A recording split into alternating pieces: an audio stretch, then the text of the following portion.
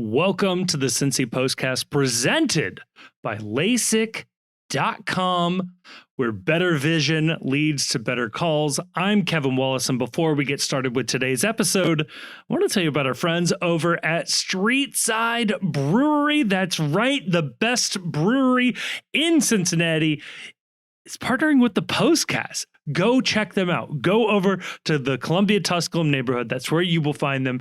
It is a really cool spot. They are brewing some great beers. They've got some great specials all through the week. Highly, highly recommend it. There's always a burger truck out there that's selling some delicious, delicious burgers.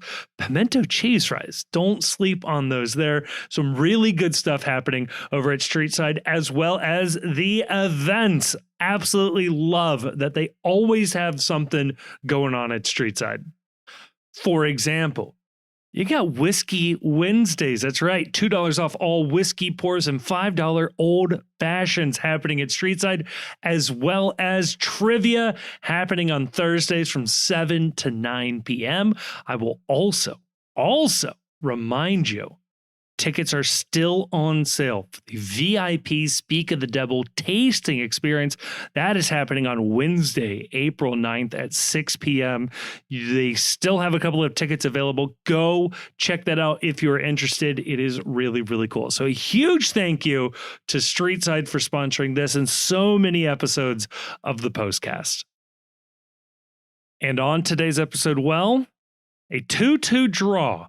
Really a Rorschach test of how you're viewing FC Cincinnati this early in the season. Is this a team in desperate need of help, crying out for help? The offense struggled in this one for most of the game, but not all of the game, scoring 2 goals thanks to Evander, some effective looking offense towards the tail end of this game.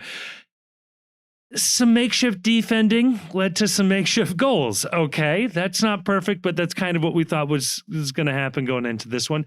2-2. Where are we with this team? We feeling good? We building up towards somewhere? Or is this a sign of a systemic issue? In part 2, we are answering your Patreon questions, your listener questions, including what meats can you eat for Lent? Okay, people are asking Lent questions. We're answering Lent questions.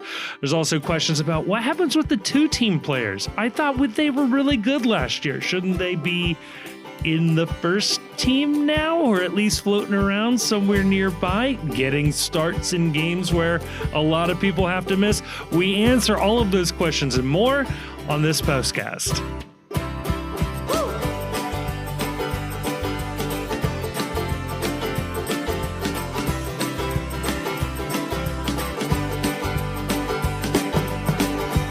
Joining me to talk about all of that and more, I'm joined by 2 co-hosts of the world's latest MLS podcast. Joined by the Chief, and I'm joined by Grayson. Chief, did we actually do it? If you mean, did we create another unnecessary soccer podcast in which a bunch of middle-aged individuals try to claim knowledge and superiority over something that they know nothing about? Yeah, we definitely did that. We did that. 3 dudes who didn't play Major League Soccer talking about Major League Soccer. Yeah, well, join the club there. Yeah. The question of whether we did it is a fair one that is open and may never be answered. Okay. But you have to admit that there was ambition. That's right. Right. We were ambitious. Right. We could have. We tried. As far as I understand it, that's job done. That's all that matters here.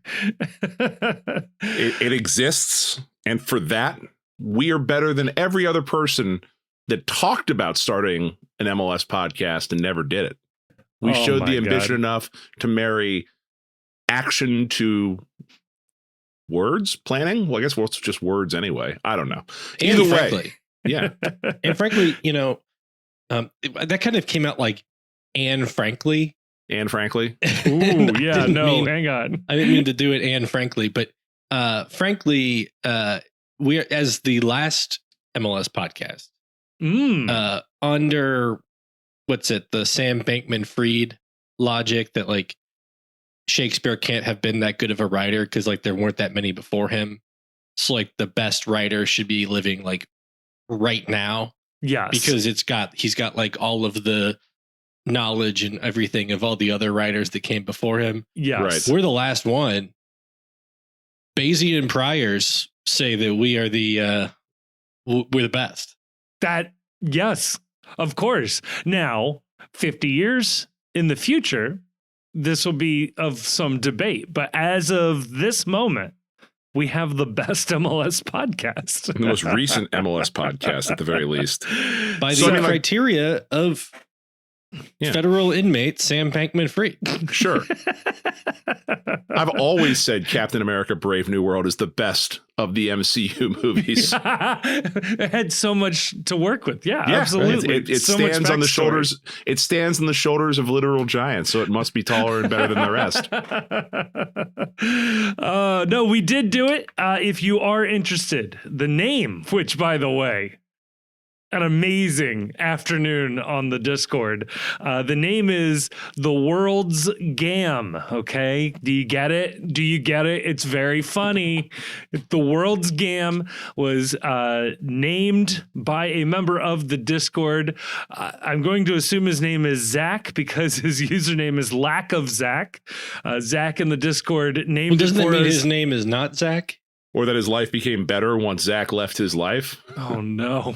Like Lack of Zach. Like you can say whatever his name includes, it's not Zach. His name is literally anything except for Zach. We're narrowing it down. We've eliminated one possibility. We know for a fact this man is not Zach. That is more information than we knew before. That's so therefore progress. His name is Cloud? Yeah. Deep cut. Never mind. Oh, jeez. Final Fantasy, I assume? Yes, absolutely. Okay. So one learned member of this podcast. I appreciate it. So we have a name, the World's Gam. I do recommend going back and if nothing else, just listen for we did a deep dive, a deepish dive on the USL Pro Rel thing. So that's the one piece of that show that'll be evergreen. But yeah. The part that I'm mad that you cut out to go behind the bid was the extended discussion of if VAR is going to continue to be a thing in MLS, that they have to signal a VAR review and complete it before either the supporters set off smoke because we're not doing celebrations twice, or even better, that if you can retrieve the ball from inside the net and get it to the center dot and place it down, then that's it. That's the equivalent of running another play in the NFL, and there's no VAR check at that point. Did he cut that out? He did. I did. So sad. That shows you that the listeners of this show are the most loved. Yes. Because Kevin rarely cuts anything. Kevin's show. Kevin was super worried that the normies weren't going to like that one. He was like, this is going to potentially, hopefully, a wider audience than normal. Yes. They're not ready. They're not ready for us. We got to ease that in a little bit. So that is exactly to the letter my thought process. And it is exactly how we started here on the postcast. So the goal will be and will remain that the weekly MLS show, which will come out probably alongside the Thursday postcast show each week, is a complement to the postcast, but also is intended for a slightly broader audience of MLS fans. And with that, it is my intention, our intention, of keeping it at roughly 1 hour. Which is why I was a little more aggressive on the old scalpel when it came to chopping this thing up. So maybe more good bits will end up in the Patreon, but that's about it. So think about how much will have to be cut to keep it an hour once that podcast starts getting ad reads. So we get one of like Kevin's 5-minute ad reads. There's 30 minutes right there. There goes the Austin game. Somebody in the Pride Discord, when I posted a link to the episode, said, I'm now taking bets on how many weeks into the show it will take for you guys to hit a 90-minute show. And I'm hammer the under on that. Just knowing us. We'll see. We'll see what happens. But it should be a good time. We'll keep it rolling. Hopefully people like it. We're trying to do a little different format than some of the other shows out there as well. So hopefully you don't feel it repetitive there. And I want to thank everyone that contributed potential names for the show. My God. We'd been struggling to come up with one that we liked, and there were some incredible suggestions. And to give you an idea of how incredible the suggestions were for names for this, someone suggested the name Dungeons and Designated Players. And now I want to start a third podcast just to use that name. I don't know what the content would be for that, but that is an incredible name. And yeah, we're going to have to brainstorm. And I don't know that the three of us need to do that show, but somebody needs to do that show. I would love a world where you could get like MLS players, like 3 or 4 of them, and just sit down for like an hour long, like one shot session. Not unlike what we did, but maybe even shorten it up a little bit. I think that could be a ton of fun. I just want to be the person that has to explain to Matt Miazga which die to roll.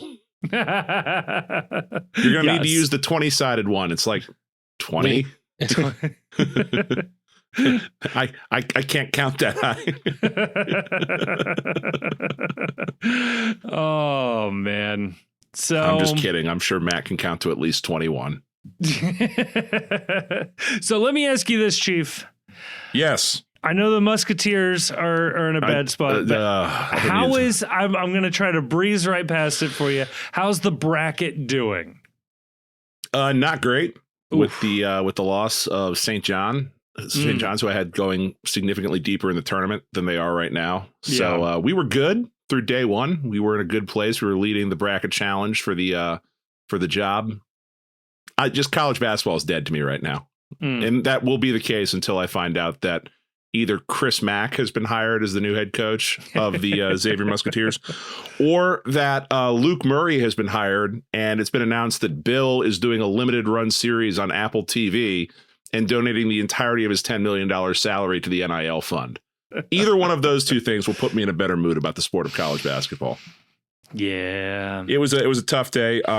Some eagle-eyed members of the Post, the 12s, noted that I was participating in another podcast, another Twitter space that was being hosted by Captain Xavier. So shout out to him if he's one of the listeners of the show.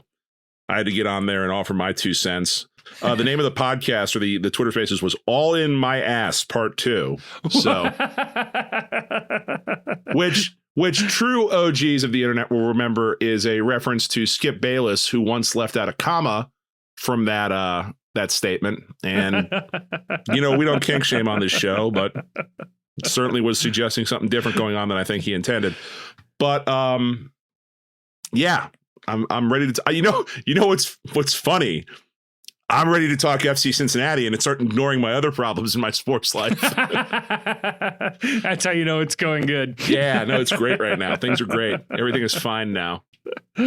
Oh man, Grayson, should we get into the Atlanta match, or do you have bracketology you want to get into?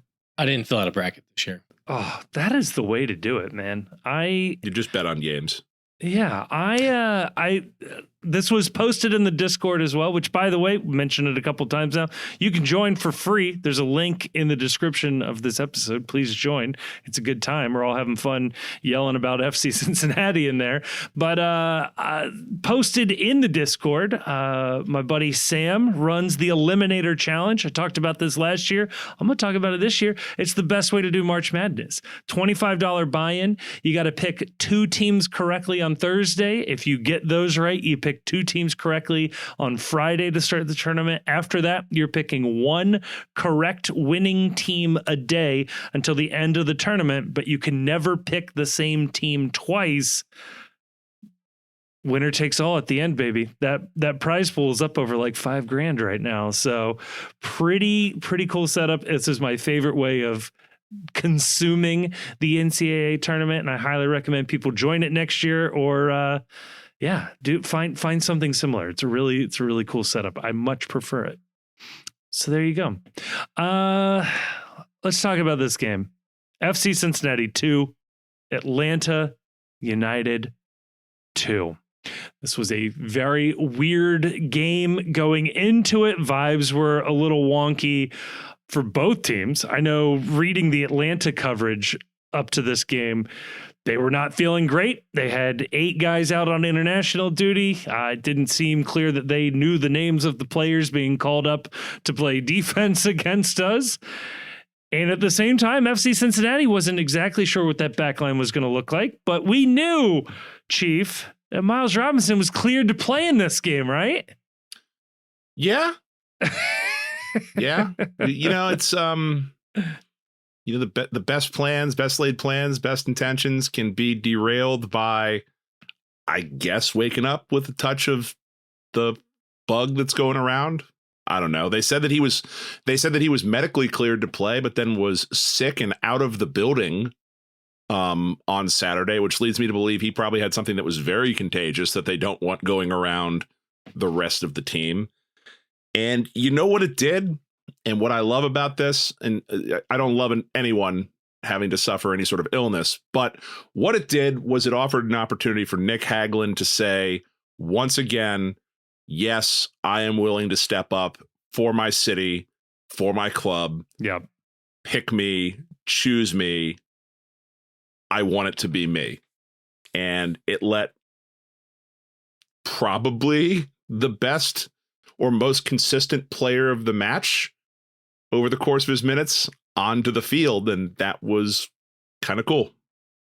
Yeah. It was good to see Hagglund out there. He gets subbed out early at halftime, but I thought he looked good for at least his half, the 30 minutes in there for sure. He had good Nick Hagglund moments. He had that one where he like kind of dove and like blocked the shot with his back. Yeah. It's a kind of a classic Nick moment. Cleared the ball into a defender. He almost scored a header. Yes. That would have been amazing if Nick in his game back had scored that header. I mean, I'm not saying he should have done better or anything, right? I mean, like right. That's the kind of play. Like you win that ball, you get your head on it. Like you're hoping for the best. Guzan had a pretty cool reaction save to keep it out, So like that could have easily been a goal. Are we staying woke on Miles having an illness? Grayson, I'm so glad you brought this up. I'm ready to be pissed about Robinson not being here. I'm not pissed about it, but we've heard to be. So we've heard them say illness before. Mm-hmm. And it's not the same situation. I'm not saying like this is the same situation that they've used illness before, but they used illness for Aaron Bupenza for a while. I don't think it's not the same thing. No, right? I'm but not illness go there. Illness is established as it has been used as cover in the past. It has been used as cover. Yes. And it's just it's interesting to me. There were two actually that are interesting to me. One is Miles, being potentially could have gone 90 last week, but they were cautious. Then he misses a day of training and then he's back in and we're told he's good to go. And then the day of there's an illness, right? And so like it's a little wonky. No. And then no. The other one is Teenage Davy, who what's it, Zimbabwe? Yes. Zimbabwean media reported that he was going to be called up, but then he had a green card appointment and was going to do that instead. And we know he left, or we believe he left. I guess I wasn't on the plane with him. but he left to go get his green card. But then he's there'd be some commitment to reporting if you'd gotten on the plane with teenage just to see if he actually went. And then he's randomly listed as like out with a leg. Yeah, right. It's like, wait, I thought it was just the green card thing, which is fine. And like that one more so. Like I'm ready to that one more so. I feel like they're definitely like papering over like maybe the green card process is going to keep him out like 2 weeks or something, or somebody messed up scheduling or messed up some paperwork there, and we're kind of covering it up and being like, well, see, he actually he wouldn't have played anyway. He wouldn't have played anyway for Zimbabwe or FC Cincinnati. So please don't be mad at anybody. Right. It turns out he's hurt. Which look at that, he's now free to go get his green card. Which legitimately, hashtag not to get political. I am very okay with players taking the first available opportunity to get their green card right now before something materially changes in the process that would make it more difficult or impossible in certain circumstances. And it feels like that's a shifting standard every single day. Right. Because you don't just know, like, is the U.S. going to like approve the green card? Right. It's like, is the country they're from going to get like mad at the U.S. and then like not schedule consulate appointments, for a period of time. Like when you get the appointment, you take it, go get it, you go, and like you do it. It's kind of like you take the first flight back to the United States too, because it's not a guarantee that you're getting back in the country anymore these days. You just don't know, unfortunately. With the Miles thing though, I had heard earlier in the week that he was going to be good to go, that everything was okay for various reasons. I am inclined to believe that it was, in fact, an illness situation. I base this on two things. Number one, as far as, being used for cover, we've never had a cover situation with Miles before. Sure, of course. So, right. And number two, I do know quite a few people that have been absolutely knocked out by something that is going around right now. Any number of pick your infectious disease that's happening, respiratory illness or otherwise. So, that it tracks a little bit that he wakes up with something like symptoms, and it's get this guy away from the team before we have another situation where we're already short on people and there's people dropping like flies and unable to train during the week because something is going through the locker room right now. Yeah. Who knows what it would be like to not have, players regularly available. It's kind of our thing, it's our gimmick. I'm sure he was sick, and I'm sure if he had been forced to play, he would have been not 100%, right? But it's just hard for me to square that he is supposed to be the captain of this team while Miazga is still out, calls his number in the previous game, calls in sick the morning of this game, and Hagland, who was told he was not going to have to play this week, coming back from a pretty devastating injury, immediately says, yeah, coach, put me in. I'll start. Like, let's go. I just feel like two different mentalities. What it is let's put it on the table, is that Please. Part of the reason why there is a frustration with Miles Robinson is that there is a perception out there, and I think that you're giving voice to it, that this club has paid a lot of money to Miles Robinson to not play soccer for this club, that he was out last year during key stretches with the national team. He decided... The only guy to go to two tournaments. Yeah, he decided. It was his choice. The club backed him on it, but it was his choice to go to the Olympics as well. Now we're seeing more unavailability from Miles Robinson. I think that there is a sentiment in the fan base that Miles is not committed to the FC Cincinnati project. And I don't know that that's true. I don't think there's a lot of strong evidence to suggest that. I think there's strong evidence to suggest the other way. But when he keeps missing games, and there's a perception that, there's a contrast. There's a contrast between the statement Nick Hagland gives and Miles not being there. Now, we don't hear Miles' side of the story, which may in fact be a lot of coughing or a lot of vomiting for all we know. Right. Could have been hospitalized for dehydration. I'm willing to assume I'm eating crow on this. But like, let's call it, let's put it out there. And let's say what it is. And that's that there's a sentiment that says that Miles Robinson needs to be more available for this team. I don't know that impacts this particular situation if he was in fact sick. But I think there is a growing sense of frustration in the fan base that Miles is supposed to be this highly touted central leader, like you said, figure of the team. Yeah. And there's been times when this club has needed him, especially in a game like this where they're shorthanded, they're missing players, and you would rather have Miles there. And I think it's wrong to be mad at Miles, but it's like, I understand why people are mad at Miles. Yeah. I don't think you need to be mad at Miles. I think it is frustrated. I think you can point out that, he makes whenever the salary dump comes out, he's going to be making as much as like both starting center backs for a lot of teams. Yeah. And I'm going to put this out there, probably a lot of teams that are ahead of us in the standings. Now, for sure.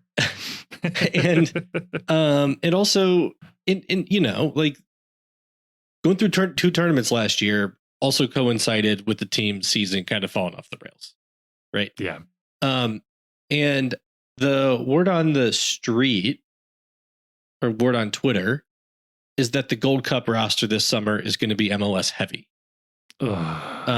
which is often the case. But there's no like Copa America or anything. So they could have gone with, I still could go with, first choice team, which Miles is on the fringe of. Right. But if it's MLS heavy, you got to assume, I would assume that he gets called up. So he's going to miss time again for sure in the summer, right when we're all hoping the team is like hitting its stride. Right. Right. No matter if you're optimistic or pessimistic right now, everybody is hoping, if not assuming, the team is off and running then. And either missing guys hurts or it doesn't. Like either we can go through guys missing, or it's an excuse for poor performances over and over and over again. Like it's one or the other.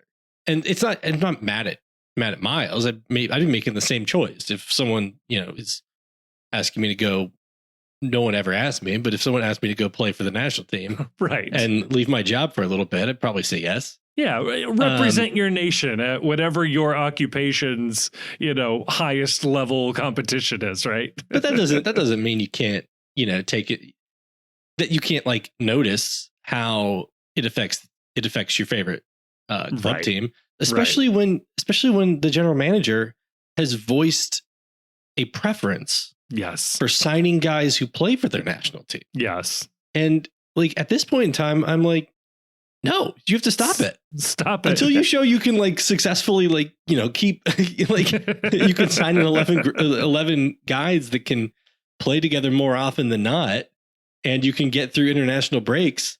No, we're going to take this away, and we're going to hold on to it until you show you can manage without it.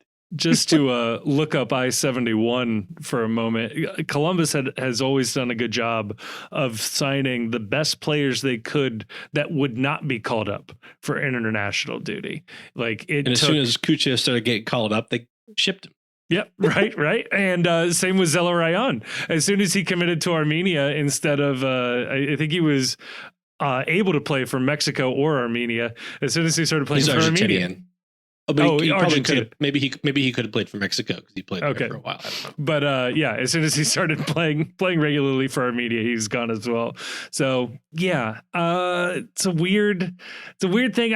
I'm noticing it. Okay, it's a bummer to see in combination with what happened in Charlotte as well, to having Hagelin be the sort of opposite there. So let me run through the lineup because I think that also plays into this. If we weren't as short-handed, this also probably wouldn't have been that big of a deal, but you've got Roman Celentano in goal. Yuya Kubo was your left wing back. Lucas Engel, your left center back. Nick Hagelin, the anchor in the middle.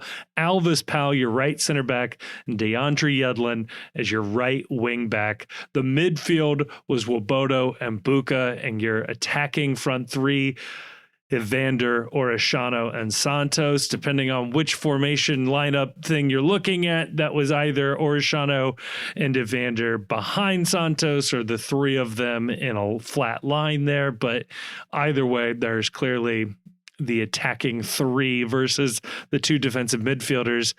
Chief, when you saw the lineup, how much were you missing old Teenage Hidebe and Gilberto Flores here? A lot. It was about the best that they could put up in that situation, I would think. There's not a lot of good options available. I mean, you're talking about dipping down to FCC2 to bring up a true center back to start. Yeah. Maybe that should have been the move. I mean, I don't know why the team doesn't do that more often. Atlanta seemed very comfortable calling up people who were primarily two players and MLS Next Pro players to play natural positions. You know, I get the logic of you want your most talented people out there playing, but I just don't know that Lucas Engel as a center back does a lot for me versus getting someone out there who is a true center back who might be younger and more untested, but is, you know, plays the position.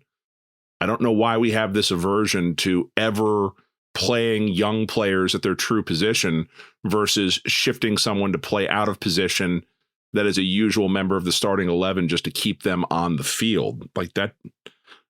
I don't know why we do that. I guess it's just a Pat Noonan thing. Pat Noonan doesn't want to trust young players in this situation, but that's kind of the point of having an academy. And that's kind of the point of having young players that are available on these short-term call-ups and these short-term loans that you can use. I don't know. I mean, in terms of how you could deploy this lineup, it's the best 11 that they had.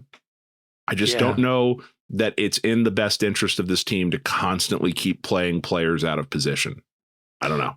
I guess the only possible alternative would have been Baird at right wing back and Yedlin at left wing back. If you were going to call up the youngsters at center back, you mean? No, I would move Yedlin off to the left side to play wing back over there and put Baird on the right side. But again, you don't have a wing back that's a younger wing back on. You could have started Brad Smith in this game. You could have gone down to the academy. It is clearly a choice Pat Noonan and the coaching staff have made, but other teams seem to get good performances out of young players that are off their academy. We have an academy full of players that they get called up and they sit the bench. Yeah. Versus while somebody else plays out of position ahead of them. And I don't know that that's the best usage of our roster and the best usage of the academy. I think it's like there have to be some games where you get some minutes out of your young players. Yeah. Hey, actually, on that point, we'll do Patreon questions a little bit later, but I wanted to try to incorporate sort of relevant Patreon questions when they pop up into this first part discussion. This one's from Damon Gumbert.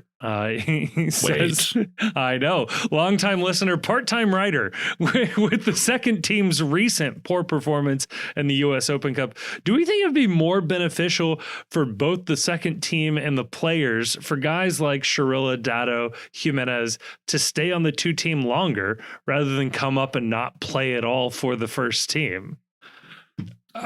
Not Dado, but the rest maybe. Yeah. The problem is Dado's. I don't think Dado has anything to get from MLS Next Pro. Yeah, he needs to show right. He needs to show that or develop to a point where he reaches a higher level. Like, I don't think dominating that league is going to really help him much. I mean, Chirilla is like, what's the 17 still? Yeah. 18, I think now. Like, yeah, he's a guy who definitely has time to develop and show that, you know, he's, you know, get him some reps, let him see the ball hit the back of the net, and then, you know, you can still bring him up whenever you want. He's on the first team. Yeah. Valenzuela, did he win the Golden Boot in MLS Next Pro? I don't think so. I don't think he played enough, but his like per minute stats are crazy. Okay. Yeah. So yeah, I'd agree with that. They just need to be playing a little bit more. Like, I'm not entirely sure why we're not seeing more of these youngsters play, because last year we had the best Next Pro team in the East. They won their little shield or whatever, and like we let the entire roster walk and nobody made it into the first team. Like, didn't we have like the oldest team in Next Pro or one of the oldest teams? Yeah, probably. Yeah. But, and I don't know, maybe that was nothing, but like, if we're going to have a second team and they're going to be good, that feels like it should just translate to at least one or two bodies coming up, right? There should be someone at the academy level in the Next Pro team that can come up and spot start. And right now, until I see otherwise, there is no one that Pat Noonan trusts enough to spot start. And is that a Noonan issue or is that a talent issue on the 2 team? I don't know, but it definitely feels like we are one of the only teams that gets nothing out of our 2 team and gets nothing out of the players that we need, and that we end up playing guys like woefully out of position. And in this case, Engel plays on the back line. He does the best job I think he can, but he did not look comfortable in this game. He did not look good in this game defending his position. And I don't wonder if in hindsight you're just not better off finding someone that actually plays the position versus trying to shoehorn in Engel to keep him on the field in this match. It was not a good name for anyone on the back line, I'll say that, other than Nick Hagelin, and Nick Hagelin only plays half the game. It would be nice to find some talent through the 2 team versus like just guys on first team deals who get loaned down to the 2 team to get minutes. Like Max Arfson, who started for the men's national team tonight, was originally signed in MLS to a 2 team deal. Yeah. And developed it, I think it was San Jose 2 and then Crew 2, and then was brought up to a first team deal with the Crew. I'm not saying like obviously not everybody's going to have that trajectory. Right. But it'd be nice to like sign one guy to a 2 team deal who shows to be at least like a useful MLS player. Yeah. Jason Russell Rowe, I think, was also like he was at Toronto, right? Yeah. He performed well for Crew 2 and basically earned his way up into the first team. Maybe he had more senior team appearances for Toronto than I'm remembering. So yeah, I don't know, something there, but it's a game where still, okay, the back line has its issues, but you still have Yedlin as your starting right wing back. We've seen Kubo deployed as a left wing back before, and the team was successful when he's been deployed there before. And then your midfield is pretty much identical. And sure, you're putting Sergio Santos in instead of Kevin Denke. That is absolutely worth noting. He is a $1 million player. Right. Like, I know that's Grayson's favorite point to bring up. You are still starting a $1 million backup at striker, and you should have higher expectations for a $1 million player coming in off the bench. That's exactly where I wanted to go with this, Chief, because sure, it's a step down, but it doesn't have to be at that salary number. If he is on the supplemental roster, sure, this makes perfect sense. So be it. But you can't cry bench poor while outlaying resources for players of this caliber. Like $1 million for Santos, $600,000 for Corey Baird. Like the one position group where there is high price depth is the striker room. Like the striker room, they have spent an inordinate amount of money on the depth in the striker room to the detriment of other places on the field. And that's what kind of makes, it's not personal to Sergio Santos. He seems like a great guy. Right. But like he was utterly ineffective in this game outside of maybe winning a foul or two. They didn't do anything to play to his strengths, but simultaneously he was drifting all over the field. He wasn't staying central. He wasn't presenting himself as a target. He wasn't making good runs. He didn't get behind people more than 1 or 2 times and utilize his speed, if it's still there. We say Sergio Santos is fast, but like at some point, he was fast 4 years ago. Is he still like that top end burner right now? I don't see it. He got beat to a couple of balls in this game. And kind of the funny part of, like Matthew Edwards starting at center back for Atlanta, 22-year-old 2-teamer. he's probably faster than 30-year-old Sergio Santos. And we saw that a couple of times in this game. It's just, it was frustrating. And I know that there were a lot of takes after and during this game. The first half of this game was awful. Terrible. For both teams. For both teams. Atlanta had the better, I would say, of the chances in the first half. They start off within the first 2 minutes with a shot right off the crossbar from distance that nobody closes down on because nobody is playing in position again. So it's a bunch of people not playing center back that don't know what to do. So I guess they have the better of the chances. You know, there's the header from Nick Hagland a couple minutes later off of a free kick right outside of the box. Yeah, that goes look good. But otherwise, it was. I guess I'll phrase it this way to the two of you. Why does this team? Why did it take going down for this team to start playing with urgency? Because in the entire first half, while this is a 0-0 game, there was zero urgency to the way this team was playing, and I just don't get it. You're facing an Atlanta team that is calling up kids that barely look old enough to shave, that don't have pictures available on FOTMob, that, you know, are high school kids and like local products from Decatur, Georgia, which, okay, fine, they may be great, but like they're 2-team players. Why is there no sense of urgency to put the pressure on these teams and force something, force the early goal, force the match state to change early? It feels like this team at times is incredibly content to pass the ball around 0-0, look for their one goal and then defend. I don't get that when they have spent so much money on players who were playing like Luca Orishano and Evander. I don't get it. What am I missing here? And we'll get to, you know, what he does well later, but I don't like it how often this season Evander has just been standing with the ball in midfield and got his pocket picked. Yeah. Because he's not moving and I guess not paying attention to what who's around it. The other team. It's one thing to lose the ball, you know, in the attacking half when you're trying something.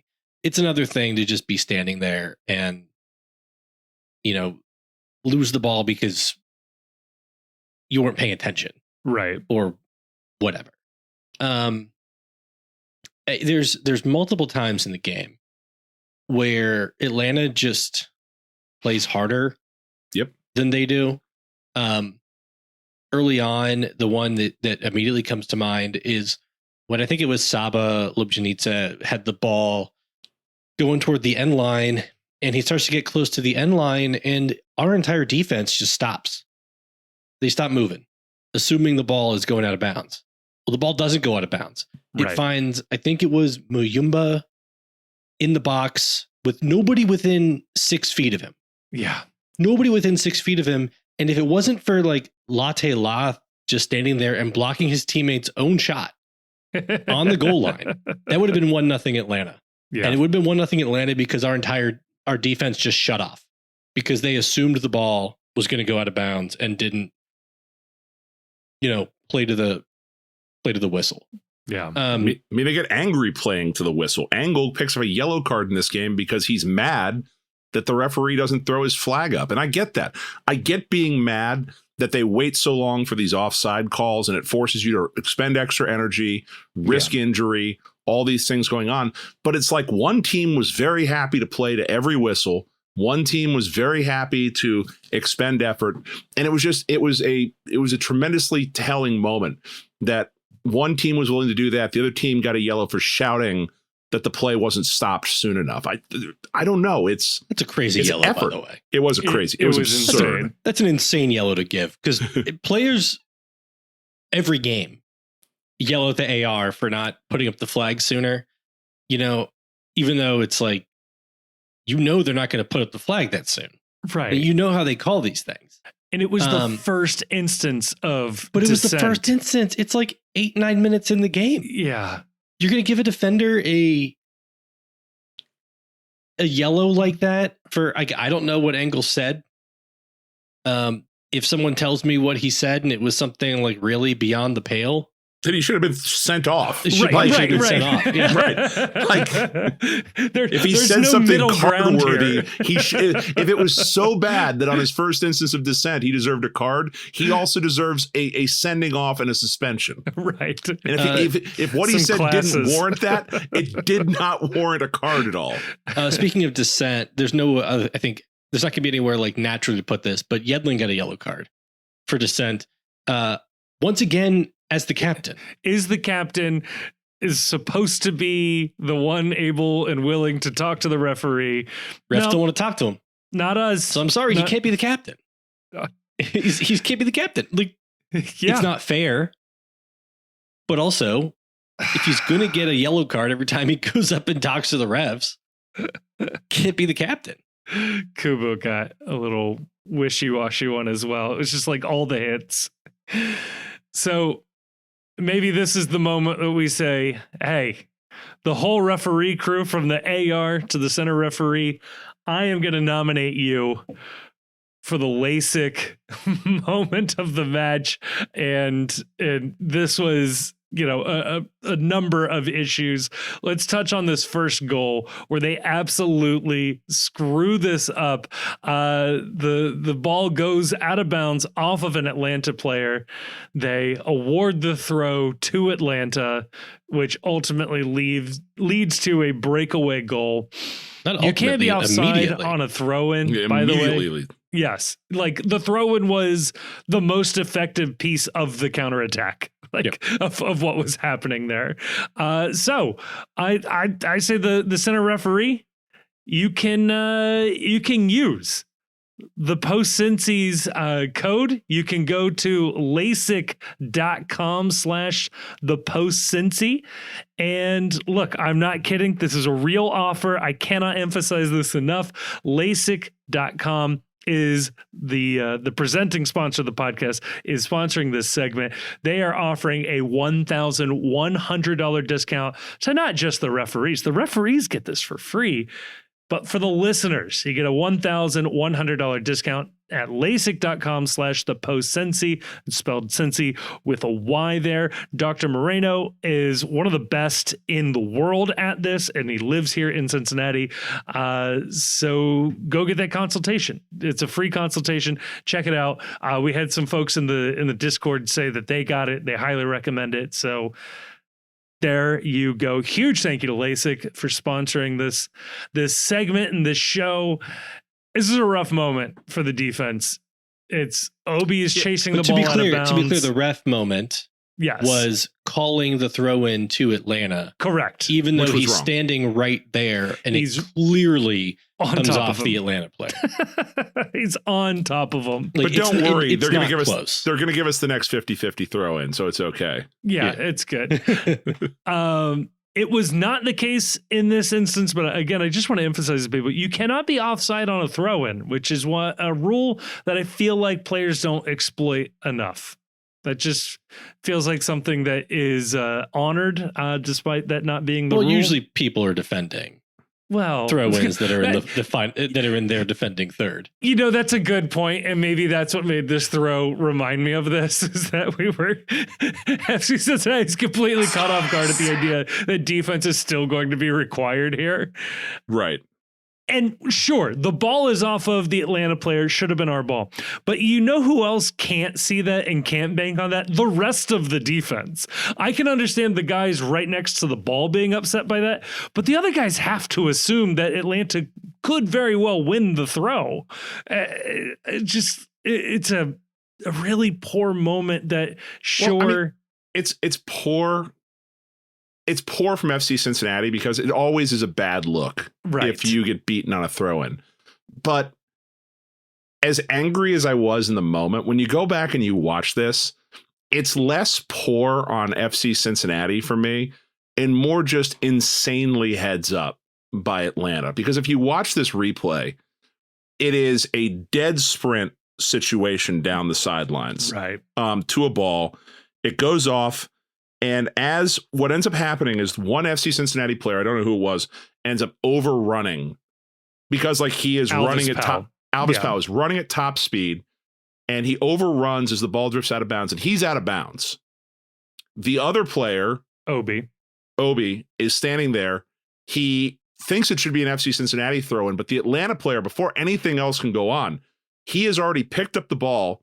There is another player that is just screaming down. He has not stopped his run since the ball went out of bounds, and picks up the ball before the ref can even consult to see whose throw it was. Atlanta has taken the throw. The other guy hasn't stopped moving. Yeah. Alves is still out of the play. And it's just it's an incredibly heads up move. And again, what have we said all year? What have we been looking for from this FC Cincinnati offense? It's people moving, people continuing their runs. Yes. People giving effort. This guy doesn't break stride. He is still running the second that ball goes out of bounds. It's Saba, by the way, for Atlanta. Saba. Yeah. He is still running. And when the ball gets to him, it gets to him on a dead sprint.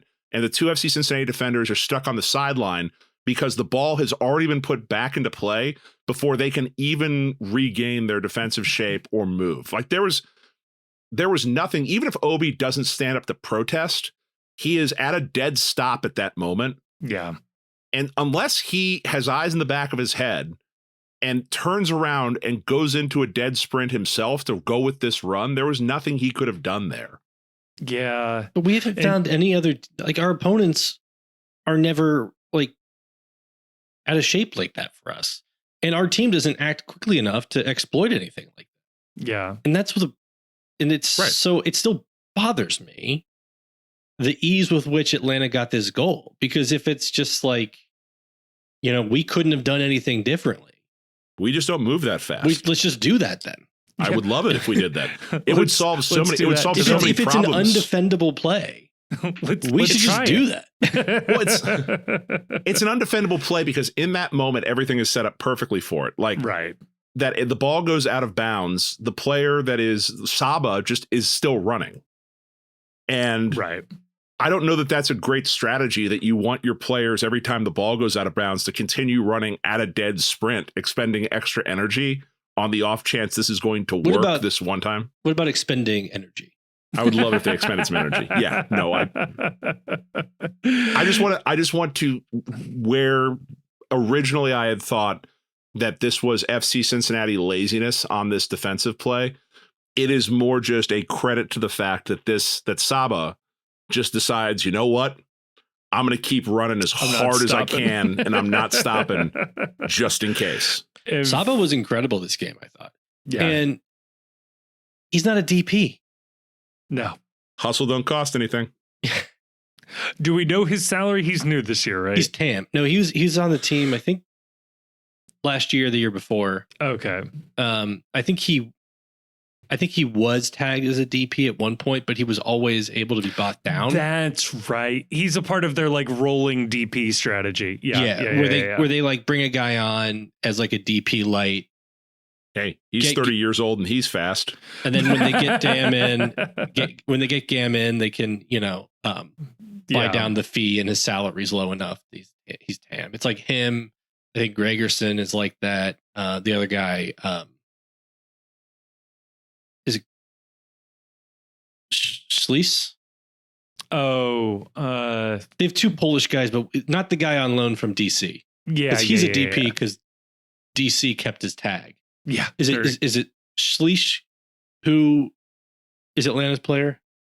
I think so. Yeah, he was also one. I think it was missing today, or missing during this game. He was missing. Yeah. And then, for what it's worth as well, Saba is squaring the ball to Latte Loth, the man who broke Kevin Denko's transfer record, and he squares the ball, scores the goal. So, I think in another universe, and I do think there is probably a positive spin to come out of this game if you wanted to spin it this way, which is, in a way, this is why we coined the phrase the MLS clean sheet. Like, with this back line against Latte Loth, you almost have to bake in one goal for Atlanta. It was a matter of, could we outscore them on the other side? And we did, right up until we didn't. So let's go to that second goal. It's a fun game for Evander because it does appear in the first half. Evander doesn't seem particularly concerned about being here. He has a couple of really good free kicks, but he's incredibly passive. There were a couple of moments in this game too where both Evander and Orishano were coming back between the center backs to collect the ball, which is just a hell of an indictment on Buka and Obi's ability to play the ball, I guess, that our attacking creative midfielders were just cutting them out of the picture on this one. And then when we get to the second half, we're down a goal.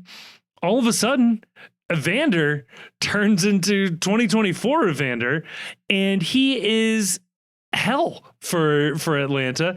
Why did it take going down a goal for this to happen? Like, Luka was awful in the first half. Evander was awful. Kubo was awful in the first half. All of these guys were just, it was passive soccer. It was, passes where players are waiting for the ball to come to them and allowing the defender to get into position to contest receiving the ball.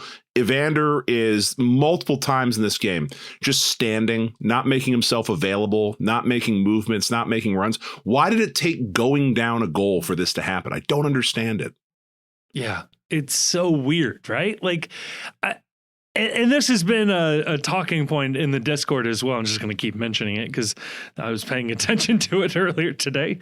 Is, this does appear around the 70th minute. It's when the goal is scored. It's about the moment the tide turns in the game.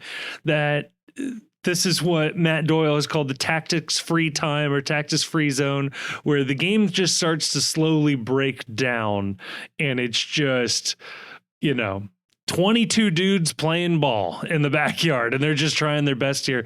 And that's when we looked our best. So is this a matter of like the original game plan wasn't working, and so Noonan made a smart adjustment, which is funny that I haven't heard anybody offer that. What was the original game plan, though? That's the other part that I can't figure out. Is the original game plan to pass aimlessly around the midfield and take shots from distance? Because you look at like the shot chart that FC Cincinnati generated, they're all out. Almost all of them are outside the box. Everything Atlanta was generating was inside the 18-yard box. With Cincinnati, it was with us. Everything was happening from the outside looking in. It's just, it's frustrating watching this team on offense because you can't, if you could tell what the plan was, and like you could maybe figure out, oh, well, they're not executing it this way, or this is wrong, or that's wrong. The only thing we have to go on are comments Pat Noonan makes after the match that seem to indicate that the players aren't doing what they're being told to do, which is a whole nother issue. Yes, with all of this. Well, we don't have a goal in MLS this year in the first half. The only goal we have before the 70th minute was Evander's goal against Philly in the 58th minute, which we were already down 3-0. Wow. It is interesting. Wasn't that the storyline last year as well? That we were always like, we scored like 50% of our goals within the first 10 minutes of halftime, like in the first 10 minutes of second half. Like, it was a weird thing where we always seemed to come out from halftime on a better footing, a better understanding of what they're supposed to do. Very weird. It reminds me of like the Bengals offense a couple years ago, where it always seemed like they had to get out of the game script. Yeah. Before they could start like the first like 15 scripted plays. Yeah. Once they got out of those plays, they could start scoring. It's basically when Burrow was given the reins. Yes. Yeah. This does end up with, and again, I said it before, Evander had some good free kicks in this game. Had a couple of ones where it really made Guzan work for it. Had a couple of near misses. I hate. Like, I need to repeat that. I hate Brad Guzan. You watch Brad Guzan play. Brad Guzan has never been responsible for anything that has gone wrong on a soccer field. The way that he gesticulates and screams at his team over everything that happens. He just seems like a miserable person. Evander gets this one, just at the top of the D on the 18-yard box. it looks like a good kick. You zoom in a little bit, it absolutely takes quite a deflection on the way in. And Guzan, the aforementioned Brad Guzan, gives me my favorite Guzan moment where he just stands there and sometimes will roll backwards in his like bent knee position. That's my favorite. I love a Brad Guzan who doesn't move when the goal is scored. I think after both goals, he fell forward on his face. But this is one where he was going, I think, the other direction. Yes. And realized that the ball took a deflection, but it was too late for him to reverse his movement, especially with somebody who's got an ACL history. Yeah, he probably shouldn't be juking that quick. I know it took a deflection, but like I still think that's fine. Yes. Like he puts pace on the kick. He puts it at a height where it can score. It was going to be on frame. You know? Guzan would have had an honest chance at it, but I think it would have gone in. Or it still very easily could have gone in if it hadn't deflected. It looked like a good shot. Yeah. It wasn't like he was skying it and it somehow clipped a guy and took the speed off of it or whatever. Yeah, he's lethal.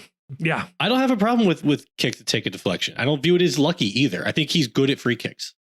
Yeah. We've been saying that since the Alvaro Barreal. That wasn't deflected. That wasn't deflected. I'll take that one. I just said it. It wasn't deflected, but our position as a podcast is it doesn't matter if it's deflected. If it doesn't that was take anything deflected, away. it still was fine. Yes. Yeah. It's even better because he meant to do it. That's truly seeing the code of the Matrix right there.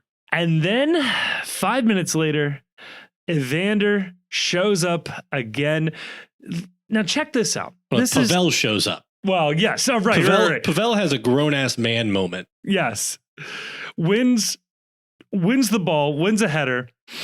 A header where he just kind of stick his head out and risk getting kicked in the face. Right. And I saw a similar play later in that evening in the RSL match where dude just cut his forehead open, leaning in, trying to win a header like that. Is pretty gnarly looking. They had to pause the game for a little bit. Wins the ball, dribbles through a couple of guys, and get this, there are two FC Cincinnati attackers charging into the box while a third one has the ball at their feet looking for people to pass to. And wouldn't you know it, Pavel's able to square the ball to Evander, who immediately does the opposite of what I thought he would do, which is he sort of turns his body and kicks the ball to the right.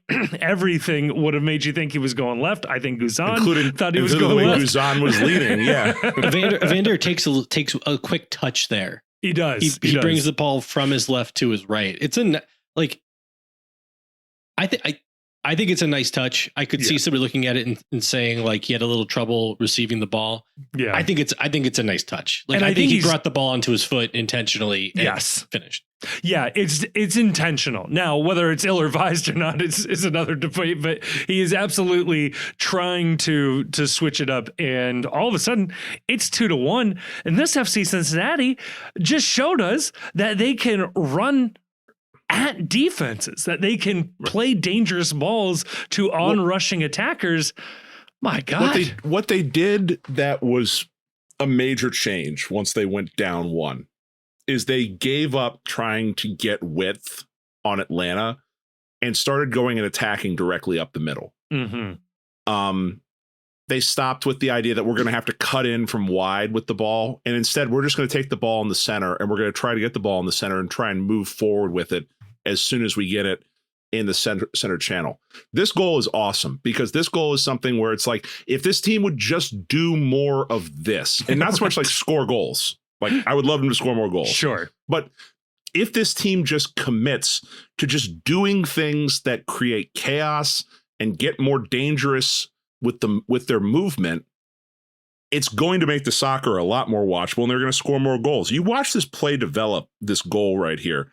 And so many people are doing things where it's like they don't do this the rest of the match. They could, but for some reason they're choosing not to in other times. When Evander gets this ball, in front of him is Yuya Kubo. Kubo makes a run that takes two defenders with him and clears out space for Evander to operate. Evander then splits two defenders, receives the ball dead center of the box, and then Kubo turns around and continues his run to the back post. Amazing. Again, forcing the defense to respect the fact that there's a player behind them that they need to be watching out for. And like, look, Kubo had an otherwise very bad game in this match. I give him credit for being the only person that a couple of times was willing to try anything instead of turning around and passing it backwards. But that move right there is what this team needs to do more of. Like, if they're having such a problem creating space because no one is moving and forcing defenders to move with them, and if there's better movement in situations, you can create passing lanes with off-ball movement. You can create dribbling lanes with off-ball movement. And in this case right here, by moving and making that run the way that he did, he opens the space up for Evander to have that time to split the defenders, take his touch, and beat Guzan with that shot. And I don't know why the hell that doesn't happen every time that they're down in the attacking third, why there aren't more of these runs being made. Maybe they're being told to stand still. That seems really fucking weird, but maybe that's the case. It just, wouldn't you know it, the second that they start to get aggressive, they're rewarded with goals. It's crazy too, because here's an idea. This is a free bit of advice. So let's say you're 3 or 4 FC Cincinnati attackers, and you're all on the last defenders. You're all on that line. You obviously can't run forward because then you'll be offside. So you decide to stand still. Well, might I suggest next time, run up and down the line, because you might get a defender to follow you, and you might make a little bit of space for somebody else. Just, free advice. Just think about it. Just consider it next time. Something to think about. Now, I think if the game ends here, and I want to ask you guys, is the vibe different? Are we saying different things? Are we feeling differently about this team that, okay, they needed to be waking up a little bit, but we finally saw some signs of life of this offense, get the win, rotated back line. We finally punished a bad defense. Here we go.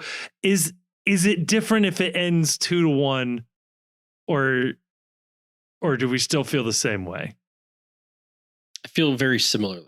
Okay. Because I'll tell you, the way it ended did not really make it didn't like I wasn't like devastated in the moment by what happened, because I was still like not thrilled, right, that the attack couldn't do anything against an MLS Next Pro defense right, for 70 minutes, and that Atlanta was getting repeatedly the better of the chances and looked like the more engaged team the whole time. Given that Atlanta was the one who had, more absences than we did. I know we had a lot and some surprising ones, but we only had one attacker missing. Yeah, one attacker missing. Miles and, Teenage, Flores. 3. I'd say 3. Miles, Teenage, and Denke. Like Flores. Yeah, if Haglund's available, I'm not as worried that Flores is missing. Like, you can convince me that Haglund is an adequate replacement for Flores. Yeah. If not better. But I'm with Grayson. Like, if the game ends right here and they win 2-1, my thought is still the same, is that why the hell did it take going down 1-0 for this team to wake up and start attacking Atlanta? Like, why was the type of movement, the type of aggressiveness, why was that missing for the first 50 to 60 minutes of this game? And why does this team refuse to pounce on teams? Why does this team refuse to pressure teams right out of the gate? Why is this team allergic to taking the early lead and putting pressure on opposing teams to score? Why do they not continue scoring when they've got the advantage? This is a lot of money. Again, there is a lot of money invested in this attack. And I would think to myself, by the end of this game, it's great that for those 5 minutes or 6 minutes, there was a flurry of offense. But I would be asking, why is this repeatable? If it's repeatable, why are we not doing it earlier? Why are we waiting? And I would have a lot of questions about the hustle things we saw in the first half, the lethargic play we saw in the first half. As it stands, the fact that they give up an own goal here 10 minutes later, it's infuriating in that you add on top of all this, they can't see this match out. And a player who should be a veteran presence player, who should be someone that you would not expect to make a mistake like scoring an own goal, ends up letting you down and scoring an own goal. Like it wasn't even an academy player that they called up that did this, or a young player that did this. This is a veteran player who should know better than to play a ball this way or to play a ball in this situation. And that's frustrating, but I don't think it materially changes how I view the rest of this match. I mean, he shouldn't have played the ball. He should know better.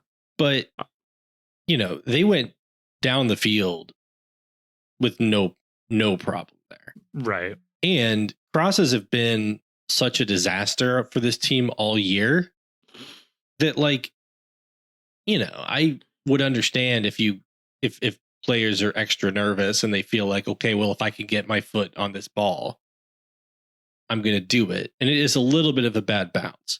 That said, I don't think he should have played the ball, but he did. He made a mistake.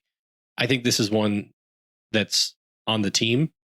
Yeah. And, I think if they had seen the game out, a lot of the reaction would have been, see, they can't be that bad. They won the game. They got all 3 points. They've won all 3 games at home this year in the league. And, you got to be happy about that.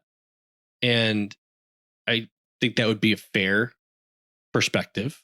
Yeah. But the other way I think about it is, like, a good team wins close games. They lose close games. They tie some games, but they also win a decent amount of games convincingly. Right.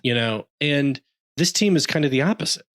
They don't win. They haven't won any of their games convincingly, except arguably Toronto. And again, they didn't score until the 70th minute, and Toronto would be out of Open Cup already. Yeah. I'll put if they were playing in it, they'd be out of Open Cup already. Toronto would struggle in USL right now. and they've lost games convincingly. Yeah. Like the 2 losses in the league, like they weren't in those games. Yeah. And we're told to disregard that for this reason or another, but like this is the game where they haven't had fixture congestion. Okay, well, they have lineup problems. Sure. At some point, it is going to be fair to expect something from the team if they are what we think they are, which is a team good enough to win any competition they're in. Yeah. And so I think like I said in the last podcast, April is when results count, I guess. Well, to that point though, MLS playing through the international break, is it the league's official position that these games don't matter? That these March matches don't count for much, or don't count the same as the later games, because we're not pausing for these. We're blowing through them unless you're Miami and apparently New England. And as the Cincinnati Bengals found out, every game matters. It doesn't matter if you play it week 1 or you play it in the final week of the season. Yeah. You don't know which one of these are going to matter. So if we miss out on a home playoff, hosting or whatever by 2 points, you could look at this game as why we didn't have that. So that's a good point, Kevin. And I bring this up now, since you mentioned that. We're at the end of the game. They end up losing on the own goal by Alvis Powell. Draw that feels like a loss. Yeah. Right. As we stand here right now, please, the FC is in 10th place on the MLS table, outside entirely Eastern Conference table of the Eastern Conference. Yeah, sorry, of the Eastern Conference. I think they're like 18th. I think on the overall table. 19th. You can thank 19th. Austin for sneaking past us. So we're 10th place in the Eastern Conference. We are out of the playoffs entirely. Not even in the playoff, the play-in game. if you had to guess, Kevin, how long has it been since the FC was on the MLS table and not in playoff position? 2022, but let's say April of 2022. It has been a minute. I don't know the answer to the question. I was just okay. Damn, I thought there's no way to figure this out. I was thinking about this. I was thinking about this earlier because, you know, it does feel early in the season, right? Right. But also the last two seasons, they've been, you know, they've started off strong. Like 2023, they didn't lose until the 8th game. Right. Right. And so I don't know. I mean, we'll find out. You know, I guess we're all learning. Like we're still relatively new to the league. We haven't had a lot of experiences. We have not followed a season yet where they started off kind of sputtering out of the gate and finished strong and still finished near top of the table and won MLS Cup. Yeah. You know, so I'd love to try that this year. Maybe we don't have to. See how that Seattle feels. Sounders like blueprint for MLS Cups is that they would be floundering in near last place until the summer. They'd make one key signing and then they'd go win MLS Cup.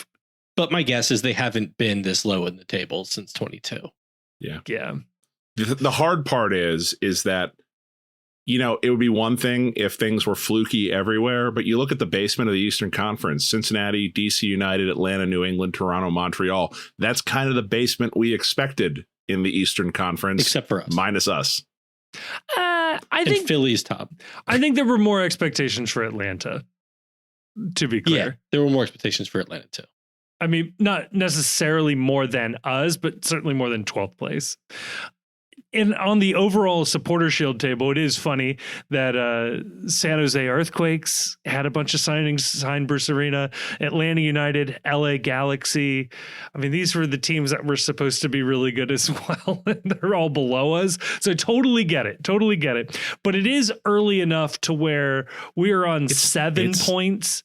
For what it's worth, we're on 7 points. Early. 2 points ahead of us. So this, if Alvis Powell does not kick the ball into the back of his own net, we're somewhere in 7th or 8th place in the overall supporter shield. Like, that's what I mean by early. It is certainly, we're 5 games in. FC Cincinnati's played 11 games so far. That's not early in and of itself, but we're at the point where 2 or 3 points radically changes the table right now. I will say though that by the time this team finishes its next home game, 20% of the season will be done. Yeah. It is not early. It's not going to be early for much longer. Yeah, right. If you think it's early, it's not going to be early for much longer. Does it feel like the team was had like a quick upward jump in 22, hit the apex in 23, and has been declining ever since September of 23? No, I think that this team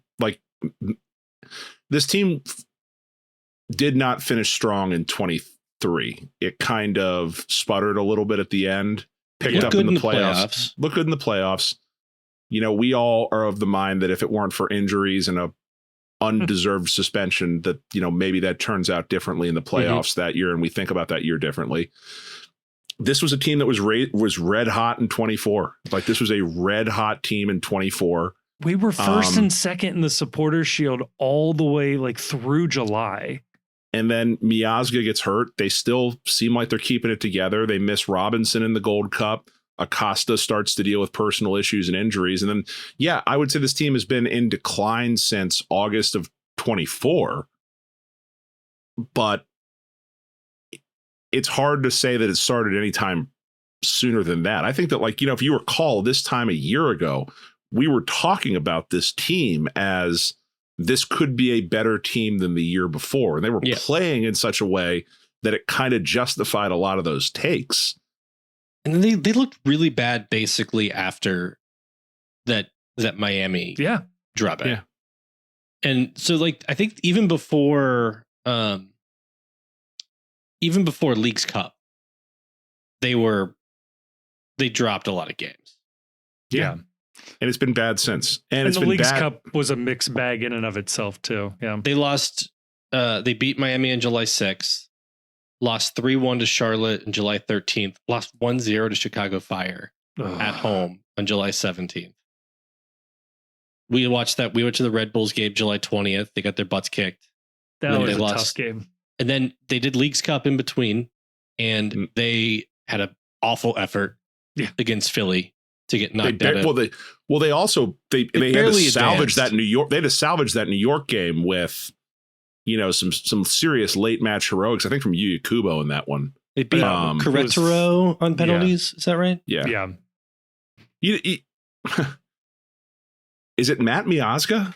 Like, is like when they say this team needs to gel, is what they're missing just someone on the field whose give a shit meter is running a little hotter than everybody else's, and someone that's a little bit more of like a vocal, hold people accountable. The standard is the standard.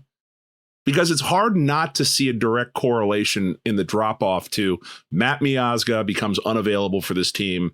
They hang on for a couple more games after that, and then the wheels just fall off and have been off since Matt Miazga has been gone. And I know it's like it feels reductive, but like otherwise the only other explanation is that Pat Noonan just doesn't know how to coach offense. And like, it would be one thing if it was just like a Lucho Acosta thing that, Lucho was papering over the sins of Pat Noonan's poor offensive coaching. But like, Lucho was there during this time period where the rails were falling off too. Right. So I think that's the frustration in the fan base, is that it feels like no matter who you throw at the problem, and they've signed a ton of players. I mean, last year they're signing Hadabi, they're signing Cheeto, Joe Aquini. They are desperately searching for solutions on shoring up the defense and giving this offense some teeth. Just it didn't happen. And this year it's we've got Denke, we've got Evander, we Lucas Engel. We're trying to be more aggressive with some of our play, and it's no matter who they throw at the problem, it's not working. The only constant is the absence of Matt Miazga. Yeah. I'm trying to remember, Chief, did Hagelin get hurt the next game after Miazga? It was like a game or two later, I think. Okay. So basically losing both of those guys was a problem because Hagelin was also out, if you'll remember, for all of the playoffs in 23. Yep. When the team fell apart. So it may be both of them. We really need one or both of them to keep this team afloat. I would have thought, just based on vibes, that Yedlin could also be playing that role. But you bring up a good point. I'll also say too, just in terms of the Lucho and Pat Noonan, sort of the Brady Belichick conversation, it is worth pointing out that Lucho was on this team before Pat Noonan, and while he was obviously very good, he was not this Lucho, or the Lucho that we had in Cincinnati. So, I don't know. And that's part of the frustration. That's another part of the frustration. Is just that so the I don't say fight, the healthy discourse in the Discord after this game, was basically between this team needs more time and the other side, which is what is more time going to do? That's the question that I have, and that's the camp that I fit into, is that if you show me what I've seen from this team so far, and you say this team needs more time, then at a certain point, my next question is, to do what? Is another week of training going to make this team more aggressive making runs? Is it going to stop Lucas Engel from late in the game from turning the ball back and recycling it backwards to boos from the crowd versus pushing forward to try and do something dangerous with the ball? Yeah. Is more time going to make that happen more? And if so, why? Why did it need more time to do that? And what are we doing in practice? Right. Like now I have like questions like, little league dad, like, do you work on this in practice? Like, yeah, what are you doing the other practices if you need these ones to gel? Maybe fewer photos of the transfer game and more actual scrimmages, like call up like Roger Bacon High School or something and scrimmage them to like play an actual damn game instead of a transfer game. You would think that there would be some option out there. Yeah, Xavier still has a men's soccer program, right? Very much do. Go play them a couple times. The U.S. men's national team used to scrimmage Stanford, right? Go play Xavier. What I'm looking for is someone smarter than me to stop saying this team needs more time and to start like showing your work and saying to do what? What will more time do for this team? Because right now, it kind of seems like this is what this team is. I mean, I don't think this is what the team is, but it is like, it raises the question because when the Athletic did that anonymous GM poll, the GMs around the league were like salivating over our roster. Yeah. And they were like complaining in the quotes about like, or pointing out, how much money Chris Albright was given to spend and, talking about Evander and Denke and, putting our midfielders, putting our defenders on their list of the best players at their position. Yeah. Granted, both of the defenders who were on the best defender list weren't available this game, but the midfielders were, the attackers were. Evander was picked as by some margin as the best player in the league, most talented player in the league, except for Messi. So, if everybody around the league, and that includes, everybody in MLS media who picked us to either win the Shield or win the Cup before the year, like if everybody in the league loves this roster, is literally everybody who follows the league and works for the league wrong about the roster being really good, or is something else the problem? And I just hope we figure out what the problem is, or we find out that there is no problem. And it really was just they needed like 15 practices together. And once they got 15 practices, that was enough. Once you punch the card 15 times, you can cash that in for a full season of good play. I think Malcolm Gladwell said you needed 10,000 hours of training before you could. We gotta stop taking off these rest days. To that point, I want to read this from Matt Doyle's column that he posted today, recapping sort of the weekend's action. And he leads the entire column off with FC Cincinnati Atlanta conversation. There's 2 paragraphs here where he's zeroing in on FC Cincinnati, talking to exactly what we're talking about. So this is Matt Doyle's words here, maybe an impromptu soccer blog book club, but not in like a mocking way. I'm mostly impressed since he found a way to come back from a goal down and take a 2-1 lead despite missing virtually all of their relevant center backs. It really is being held together with popsicles and toothpicks back there, which I think is an explanation for their struggles building out and with their defensive shape. Next paragraph. What I'm saying is there just aren't a lot of teams that'd be pitching shutouts with their fifth, sixth, seventh, and eighth choice center backs out there. So while there is some strum and drang in the fan base, and while I share some of that, the Garys haven't looked great even when they've had a relatively full complement of starters. The personnel realities of this particular game demand moderation in its assessment. But it's every week it's something. Yes. Like at some fucking point, you've got to win soccer games. Like every week, there is an excuse of this player is not available. This player is hurt. This player got here too late. This little piggy went to market. This little piggy stayed home. At some point, just win soccer games. Every team goes through this. Atlanta was starting a kid that was 22 years old who didn't have a picture on FOTMob. Like at some point, like, isn't this the point of the coaching staff, that when it's being held together with popsicle sticks and duct tape, we still get a result because we have the ability to be a value add? Like I'm sick of this idea that this team can't be judged until all 11 players are on the field together and training together and, having lunch together and gelling together. Like, yeah, every team wants that, but nobody gets that. Like at some point, this has to matter. It's the same. It's the same kind of discourse you hear around the U.S. men's national team, which is like, okay, well, fine, they lost this game, but we just need Gio Reyna, Christian Pulisic, Tyler Adams, Musa, Dest, all starting, and Chris Richards and Robinson, and then we'll be great. It's like, okay, well, half those guys are always hurt, and the other half are up and down with their form. So sure, yes, in the 2 times where all 7 have been on the field, we probably looked really good. If things were perfect, it would be better. Like, no shit. And if things are never perfect, and they need to be for you to get the results you need, you built a bad team. Yeah, I don't know. Maybe it's just not for you. Yeah. Maybe go sell aluminum siding. I don't know.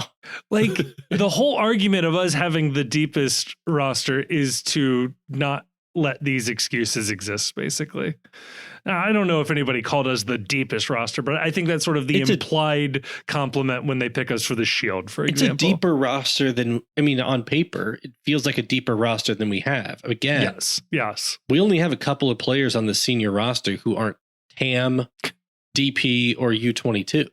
When that we have more TAM players than anybody else in the league by a couple of guys. When that roster release came out, we had more TAM players than Columbus had players on the senior roster. Yeah. You mean TAM, DP, and U22? Yeah, right? TAM, DP, U22. Yeah, guys with some sort of designation allowing them to be paid more than the or their budget charge to be more than the maximum. Yes. And once again, it's like, I don't care that they conceded a goal in this match. Like, I would like it better if Alvis Powell had the common sense not to kick the ball into his own net. I mean, it happens sometimes. I wish it didn't happen here. Right. But you're paid all this money. You should be doing better than 2 goals versus this kind of a defense. Yeah. Yeah. I don't Is there know. anything else? No, maybe more gel, I guess, is what we need. Let me Grease it up. Let me throw this one out there. I thought the weather was incredible. How do we feel about an afternoon game versus a night game? Hate it. Ooh, I liked it. I got to take my son to a game, which was nice. I want to do like a 4:30. Yeah. 4:30, 5 o'clock would be a nice game because, then you can just you can go to dinner afterwards. Yeah, what do you do? Like, you this game ended at 5, and it's like, now what? Like, what do I do with my hands? I'm mad, and it's too early to go to bed. And if I keep drinking, I'll be home by 8, which is just a waste of a Saturday evening. Yeah, I don't know. It's not for me. I'm happy it was for you. It's not for me. Anything else with this match? No, put it to bed. Let's move on over to part 2. We got some Patreon questions to answer, and then we'll get out of here. Before we get on over to the next part of the episode, I get to tell you about our friends over at Cincy Shirts. That's right. Cincinnati institution, Cincinnati legends. That is what you will find at Cincy Shirts because they are Cincinnati legends and a Cincinnati institution in and of themselves. Look, I've said it before on this podcast. I'll say it again. There probably isn't an FC Cincinnati in Major League Soccer without Cincy Shirts, okay? You cannot tell the story of FC Cincinnati without Cincy Shirts. And what better time to tell that story than right now, because Cincy Shirts has been authorized to release vintage throwback gear. That's right. If you have not heard about this, let this be the first time you have heard about it. The retro crest, the retro logo, the original look of FC Cincinnati is available at Cincy Shirts. Go check it out. Also, while you're there, guess what? We sell Postcast merch at Cincy Shirts as well. They do our shirts, so go check those out. There's a link down in the description to go right to the Cincy Postcast stuff. Hey, when you are there buying Postcast merch, buying anything, and buying the vintage throwback stuff for FCC, use the promo code ThePostCincy, all one word, all caps, ThePostCincy. It works in store. It works online. It'll knock 10% off your total purchase price. it helps the show out, okay? It proves to Cincy Shirts that somebody out there is actually listening to the show. Please use the code. The promo code is ThePostCincy. All one word, all caps, Cincy spelled with a Y, exactly how it should be. You put it all together, you save a little bit of money, we get a tiny little kickback. It's a nice little arrangement, okay? Go support Cincy Shirts, go support the Postcast, and thank you for doing so. All right, we are back with part 2, where we are answering listener questions. These questions come to us from the Patreon with the lovely, talented, and very attractive folks over on the Patreon. Support us financially for $2 a month. You can do the same. Occasionally cut random things out of the podcast where in timing or something doesn't quite make sense. I drop it on the Patreon. You get your name in highlighter pink on the Discord, some lovely perks, and you also get to ask a question that we will answer on the podcast. We already answered one from Damon Gumbert, so we've got a couple more to get to here. Moomba asks one mainly for Chief, which is greater, the number of bets you will place during March Madness or the number of table points the FC has under Pat Noonan? Ooh, I was thinking it would just be this year, but no, he's going all Pat Noonan. Are you going to place 250 bets? Just in March Madness? No. Over the course of the year? Maybe, I don't know. It's just when the fancy strikes me. I gamble responsibly, whatever you do. Although if it keeps up this way, I might clear Pat by a significant margin in 2025. Do either of you always have money on the game? Or do you just bet randomly against FCC? Sorry, or not against, but with FCC. Is there always something? Not always. If for a particularly big FC Cincinnati game, like a playoff game, I will usually bet against FC Cincinnati so that I can feel better when we lose and if we lose. The emotional hedge. The same thing. Yeah, I won a significant sum of money on the Eastern Conference final that year, and it did not make me feel better at all about what the outcome was. We have 184 points under Pat Noonan. I'm not. If you're placing 184 bets during the NCAA tournament, you're an algorithm. Sicko. delete the apps. Yeah, just check yourself into some type of facility. Like 1-800-GAMBLER or something like that. You can play bingo and like get some sort of social element out of it at least. Yeah, I just want to feel is all it is.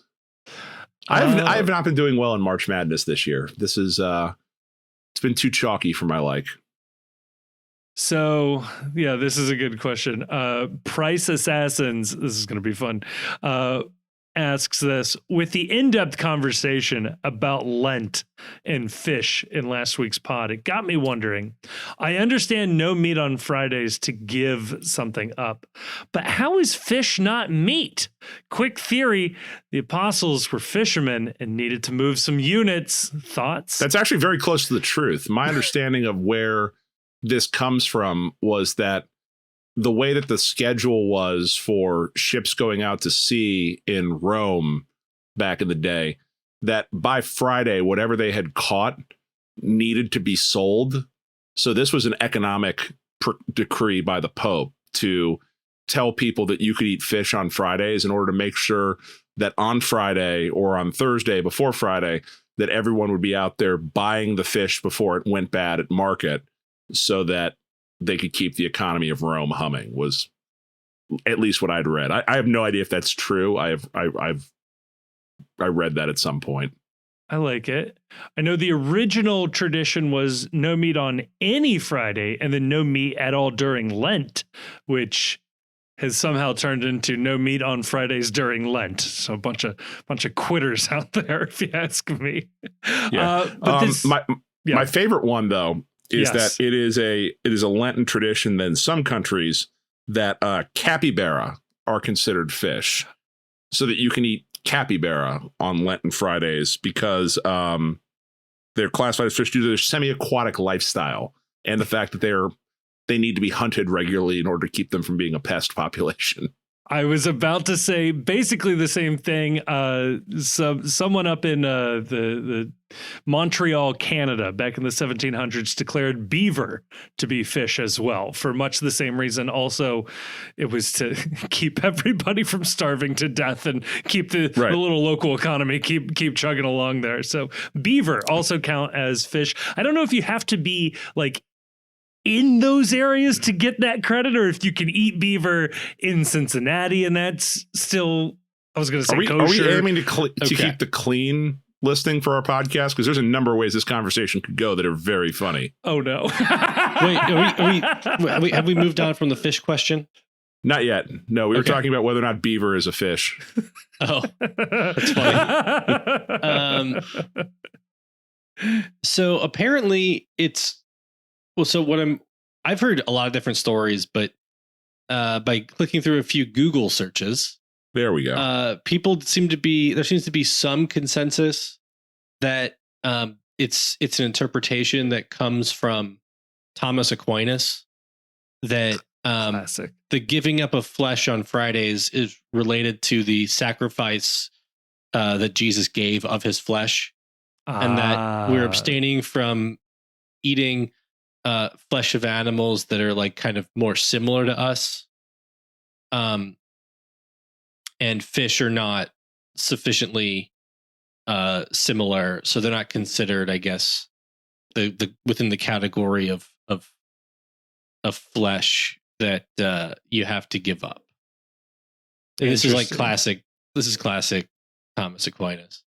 Right. Yeah, it's the official religion of lawyers, the Catholic Church. It's like you read like apologetics, and it's like, well, if you presuppose this, it's really the only thing that makes sense. If you approach this from this very specific worldview that I am endorsing, then yes, of course. If you thought about it the way I have, he still clears Saint Anselm for least annoying philosopher, less annoying of a philosopher. The proof that God exists because he is the greatest thing you can imagine, and the greatest thing you can imagine must exist. I want to invent a time machine for the specific purpose of shooting this man. That is that strikes me as committing the sin of vanity. That I can possibly imagine. It's like the assumption that you could comprehend God. Yeah. Or even some fraction of God should not be possible. Like you could imagine a 5% of him, and that like, feels like a finite mind imagining an infinite thing. Right. Like getting a piece of it feels impossible, let alone imagining the entire thing, and imagining it so good that it threatens the existence of God. Right. So I've always felt that, like, if I could, I've always felt like limiting, the possibility to, like, I guess, like, my comprehension was fairly, like, small-minded. That, like, if there is something or other, I shouldn't be able to, like, reason through it or imagine it or, like, kind of, like, conjure up, how it works in my head. Like, it should be so alien to me. Right. That which doesn't bother me. Right. At least we're all clear. We asked the question, what would God need with a starship? Right. Like, he shouldn't need one. He should, or she, they shouldn't need a starship. Yeah. But next question, Kevin, before this gets way too off the rails. More God can you can imagine. Well, I can imagine quite a bit. That's it. That's the ontological proof. Saint Solo.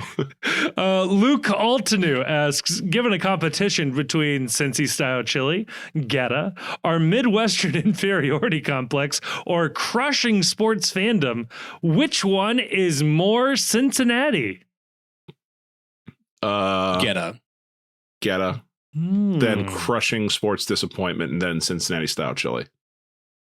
Now, how do we feel about a Midwestern inferiority complex? It's kind of wrapped up into, it's not Cincinnati. Yeah, it's not Cincinnati. That's everything. And number two, it's also kind of wrapped up into crushing sports disappointment. Yeah. I have this take that every fan base outside of whoever won the last championship feels aggrieved and feels like they themselves have the worst fandom and have the most cursed fan bases and everything is a struggle. Like, everybody thinks that. No, it's different. Yeah, it's true. Like, you ever see like Bill Simmons melt down over like a Patriots draft pick? Literally anything from Boston. You can think that I hate sports because my sports team lets me down a lot.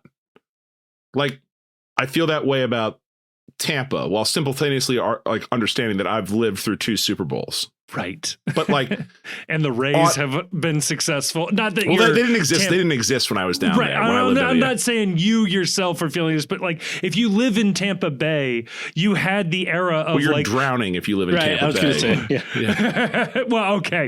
In the Tampa Bay, if you live in Tampa Bay, you're not a flesh, and we can eat you on Friday. Right, that's exactly right. You're Lenten okay.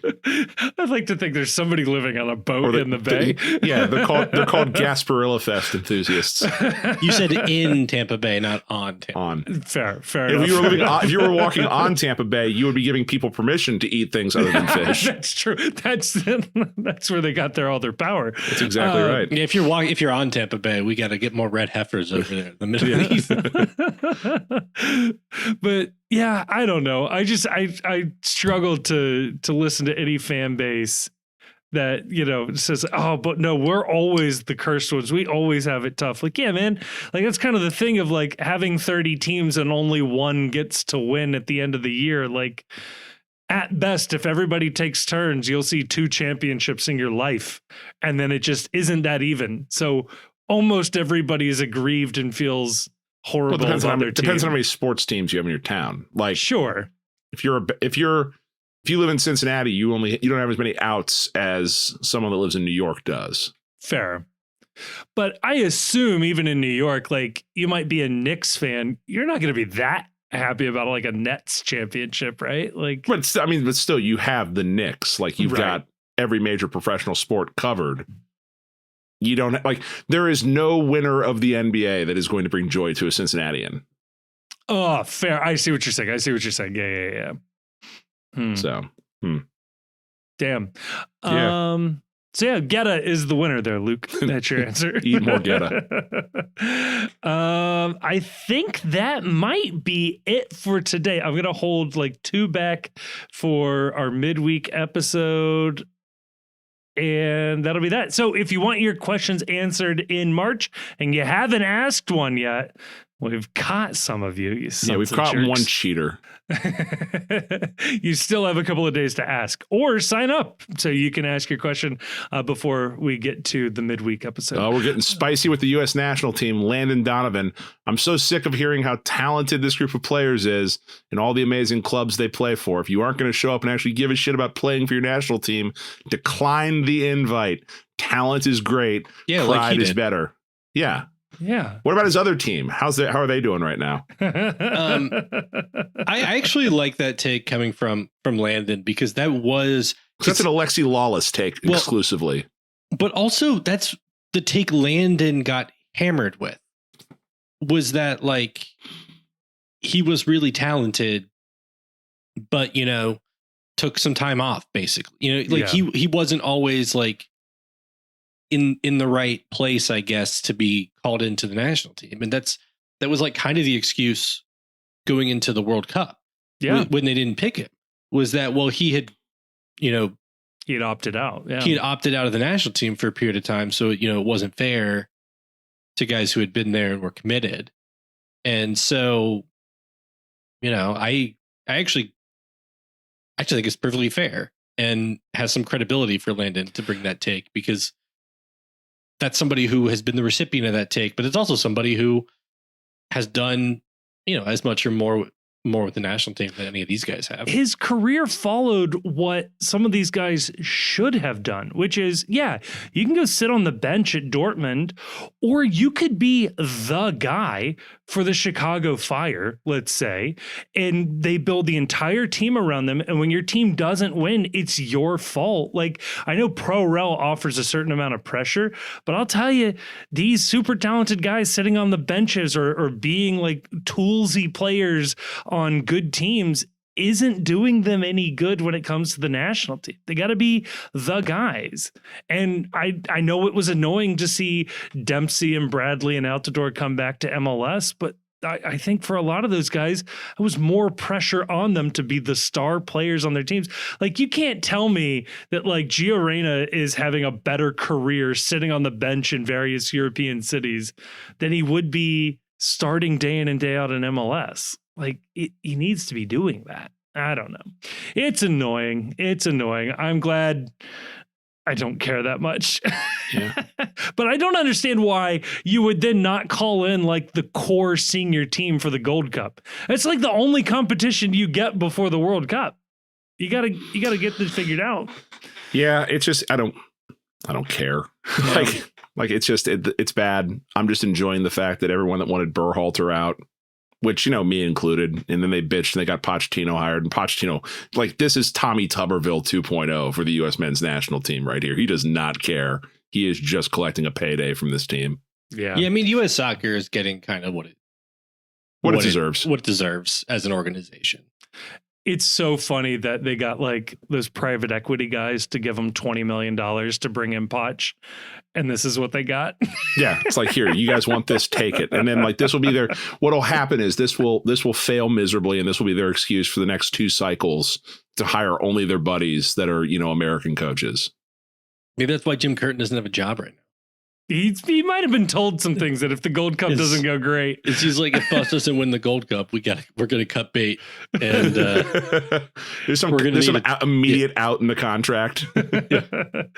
Tata Martino's out there lurking as well. Speaking of lurking, because I've been just distracted as hell by this all afternoon and all evening. Please. On Twitter. I have zero idea if this has anything to do with the coaching search at Xavier and the possibility of Chris Mack leaving College of Charleston, but a NetJet private airplane just flew from Charleston, South Carolina, and landed in Lunken Airport, 8:39 p.m. here.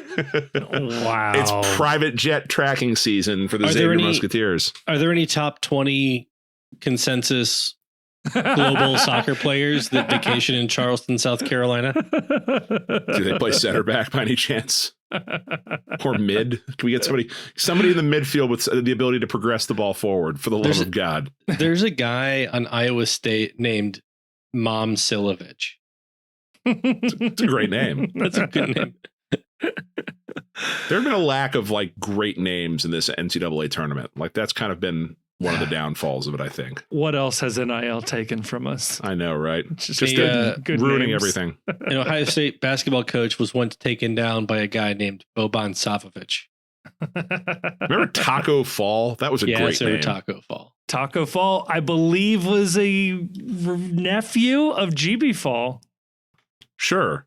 There's also some incredible clips of him just yamming on people in the Chinese league, like just absolutely dominating dudes with two leg braces. Dude, I loved when he played for South Florida. He'd go play at UC. It was good stuff.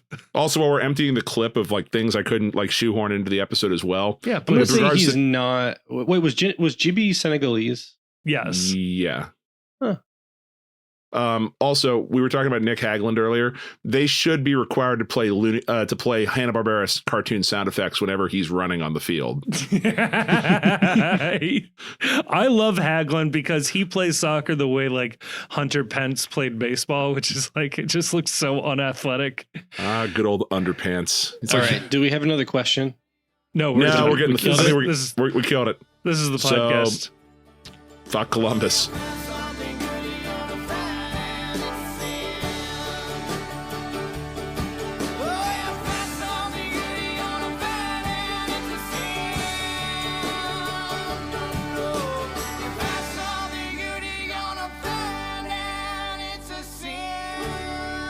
Thank you so much for listening to this episode of the Cincy Postcast. It is a production of The Post Cincy. You can check us out at thepostcincy.com or just click a link in the description to check out some of our written work. It also has links to our social media accounts across all sorts of different platforms, including YouTube, where we are trying to do more and more video content. Please, dare I say it, like and subscribe and leave a comment. But no, that would be really, really helpful. I also want to give a thank you to Jim Trace and the Makers. They're a local Cincinnati band who provided all of the music for this episode. We love having them on board. You can check them out. Again, link in the description of this episode to find out where they might be playing shows next or where you can listen to more of their music. Also want to give a massive, massive thank you to the awesome and very attractive patrons over on Patreon. It is a voluntary subscription that people take out with no real promise of anything extra that keep this show afloat. And we are so, so thankful to those of you that have decided to take that commitment. If you do like the show, or at least just want to engage with other people who have listened to the show and want to talk about FC Cincinnati, MLS, soccer, or really anything else, you can go on over to Discord. Again, link in the description. Lots of links in the description where you can find a link to the Discord. That's where we are keeping the conversation going 24/7. It feels like it's a really fun group of people in there just talking about FC Cincinnati. And like I said, just about everything else. And finally, I'll say it. If you liked this episode, and given the fact that you've made it all the way to the end, I have to assume you either like it or for some reason cannot reach the stop button. Please share this episode with a friend or family member or someone who likes FC Cincinnati.